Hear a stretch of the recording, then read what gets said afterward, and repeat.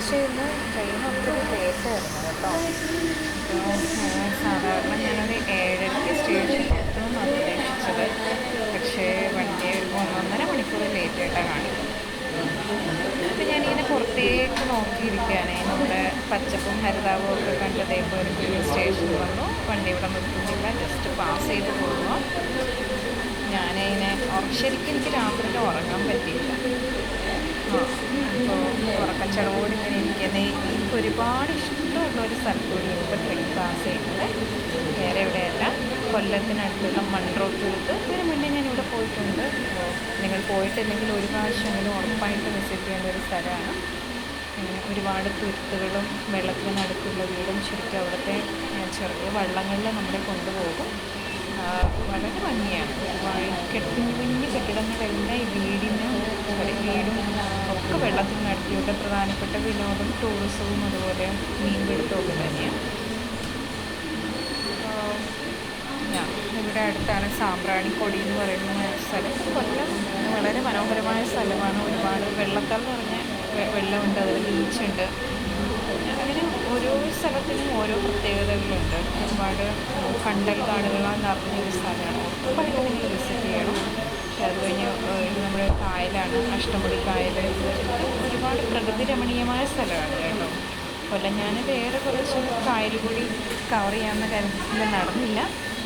അങ്ങനെ അവസാനം സ്റ്റേഷനിലേക്ക് വന്നുകൊണ്ടിരിക്കുകയാണ്. എത്രയായാലും നമ്മുടെ ഒരു നാട്ടിൽ എത്തുമ്പോൾ ഒരു പ്രത്യേക സന്തോഷമൊന്നും പറഞ്ഞറിയിക്കാൻ പറ്റില്ല. ഇപ്പം ഇറങ്ങാനുള്ള തയ്യാറെടുപ്പുകളാണ്. എൻ്റെ അറിവിൽ ഇന്ത്യയിലെ ഏറ്റവും നീളം കൂടിയ 2ാമത്തെ റെയിൽവേ സ്റ്റേഷനാണ് കൊല്ലം. അപ്പം ഞാൻ ഇവിടെ ഇറങ്ങിയിട്ടാണ് പോകുന്നത്. എനിക്ക് ട്രാൻസ്പോർട്ടേഷൻ കുറച്ചുകൂടി ഇവിടെ ഇറങ്ങുന്നതാണ് നല്ലതെന്ന് തോന്നിയിട്ടും പിന്നെ ഈ വരുന്ന ട്രെയിൻ നേരെ ആലപ്പുഴ കൊല്ലം വഴിയുള്ളതായതുകൊണ്ട് എനിക്ക് ഇവിടെ ഇറങ്ങുന്നത് കുറച്ചുകൂടെ കംഫർട്ട്. ഒത്തിരി ലേറ്റായിട്ട് ടൈമിനേക്കാളും ഏകദേശം 1.5 മണിക്കൂർ ലേറ്റായിട്ടാണ് ഇറങ്ങിയത്. അത് എൻ്റെ കമ്പാർട്ട്മെൻറ്റ് കുറച്ച് ഫ്രണ്ടിലായതുകൊണ്ട് ഇറങ്ങി പിന്നെയും ഞാൻ കുറേ കൂടി പുറകിലേക്ക് വരേണ്ടി വന്നു. സോ അങ്ങനെ ഞാൻ ഇനിയിപ്പോൾ സ്റ്റേഷനിൽ വെളിയിലേക്ക് പോകണം. സ്റ്റേഷൻ തൊട്ടടുത്ത് നിന്ന് എനിക്ക് ബസ് കിട്ടും. അപ്പോൾ എനിക്ക് ശരിക്കും പറഞ്ഞാൽ KSRTC ബസ്സിന് യാത്ര ചെയ്യാൻ ഭയങ്കര ഇഷ്ടമാണ്. ഏത് നാട്ടിൽ പോയാലും നമ്മുടെ നാട്ടിലെ ഒരു ബസ് ഒരു ആനവണ്ടി ഇഷ്ടം എന്നൊക്കെ പറയുന്നത് ഇതൊരു പ്രത്യേക ഫീൽ തന്നെയാണ്. ഞാൻ ഏറ്റവും കൂടുതൽ നാട്ടിൽ വന്നാൽ കഴിവതും യാത്ര ചെയ്യുന്നതും KSRTC തന്നെ. വേറെ ഒന്നുകൊണ്ടല്ല, ആ വണ്ടികളോടുള്ള അല്ലെങ്കിൽ ആ ഒരു ഇഷ്ടം നൊസ്റ്റാൾജിയ എന്നൊക്കെ പറയും.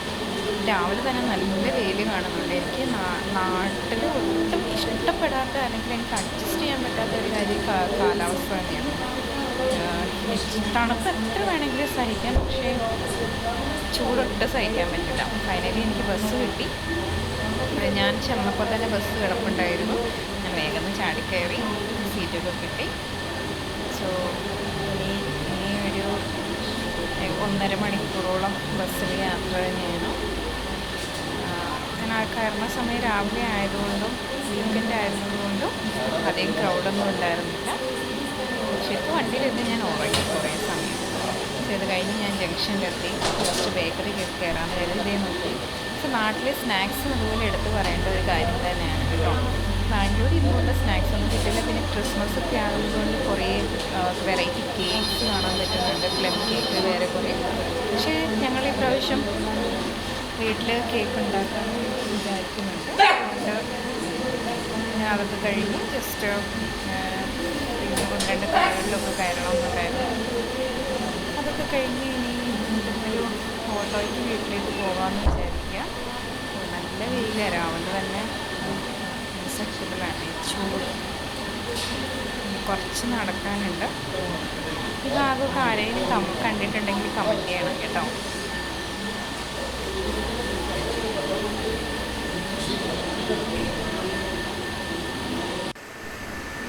പോയിക്കൊണ്ടിരിക്കുകയാണ്. ഇപ്പോൾ പോകുന്നത് എനിക്ക് ഒത്തിരി ഇഷ്ടപ്പെട്ട ഒരു കടയിലേക്കാണ്. ഞാൻ എല്ലാ പ്രാവശ്യവും നാട്ടിൽ വരുമ്പോൾ മിക്സാകാതെ പോകുന്ന ഒരു സ്ഥലമാണ്. ഒരു ചെറിയ വെട്ടിക്കടയാണ്.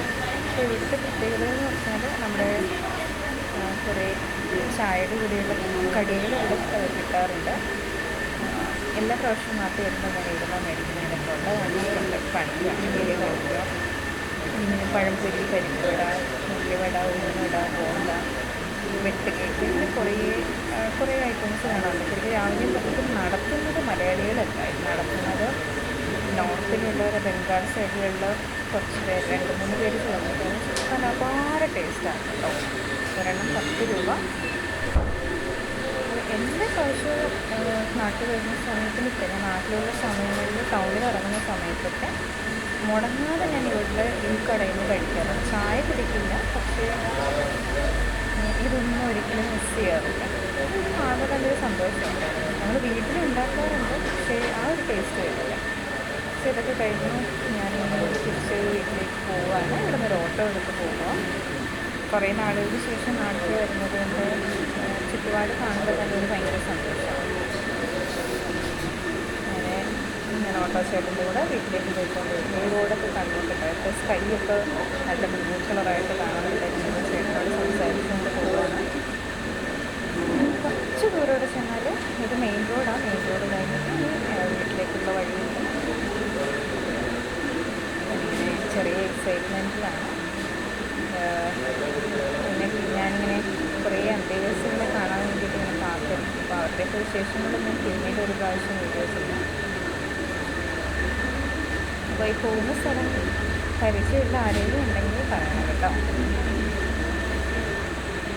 ഇപ്പോൾ ക്രിസ്മസിൻ്റെ മാത്രമല്ല, ഒരുപാട് ഉത്സവങ്ങളുടെ സമയം കൂടിയാണ്. ഇങ്ങനെ വരുന്ന വഴിക്കൊക്കെ ക്ഷേത്രങ്ങളിലെല്ലാം ഉത്സവം നടക്കുന്നുണ്ട്. അതിൻ്റെ ഭാഗവത പാരായണവും നല്ലൊരു അന്തരീക്ഷമാണ്.